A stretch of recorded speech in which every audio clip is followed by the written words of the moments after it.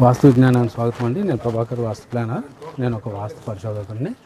మనం ఇప్పుడు శాసనకోట గ్రామంలో, పెనుగొండ తాలూకా శాసనకోట గ్రామంలో రామకృష్ణప్ప గారి ఇంటి దగ్గర ఉన్నాము.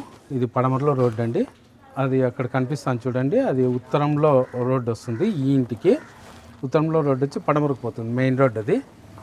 హిందూపురు, పెనుగొండ అక్కడ పోయే రోడ్డు అది.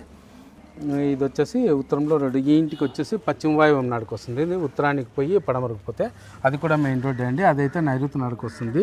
ఇక్కడ నడసొద్దని చెప్పినాను, ఆ రోడ్డుకి ఈ రోడ్డే నడచమని చెప్పినాను. ఇది వచ్చేసి నైరుతి బ్లాక్ ఇల్లండి. దక్షిణంలో ఒక రోడ్డు, పడమరలో ఒక రోడ్డు ఉంది. ఇక్కడికి నేను మొదటిసారి విజిట్కి వచ్చినాను, రామకృష్ణప్ప గారి ఇంటికాడికి. రామకృష్ణప్ప అన్న. ఇప్పుడు మనము ఆవరణం లెక్క వచ్చినాము. ఆవరణం అంటే విశాలమైన ఆవరణం ఉంది. దీనికి కంపౌండ్ లేదండి, కంపౌండ్ చేయలేదు. కంపౌండ్ చేసుకోమని చెప్పినాను. ఇది ఉత్తర భాగంలో కంపౌండ్ లేదండి. చూడండి, ఇది ఈ ఇల్లు హద్దు అని ఉంది కదా అనుకున్నారు, కానీ ఇది ముందుకు వచ్చింది, ఇది లోపలికి ఉంచడండి. ఇది ఉత్తర వాయువ్యం పెరిగి ఈశాన్యం తగ్గిన ప్రభావం చూపిస్తుంది. తూర్పులో కూడా చూడండి, అది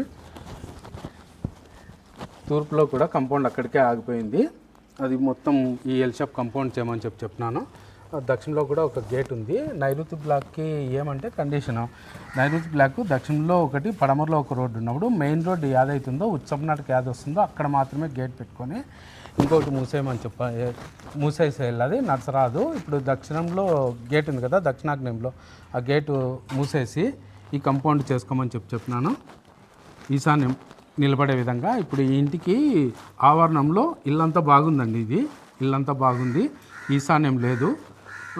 ఉత్తరవాయువ్యం పెరిగింది, అటు తూర్పు ఆగ్నేయం పెరిగింది ఖాళీ స్థలంలో. ఇది ఈశాన్యం నిలబడే విధంగా నీకు కంపౌండ్ సెట్ చేయమని చెప్పినాను. మిగతా ఇల్లంతా బాగుందండి. ఓకే అండి, థ్యాంక్ యూ.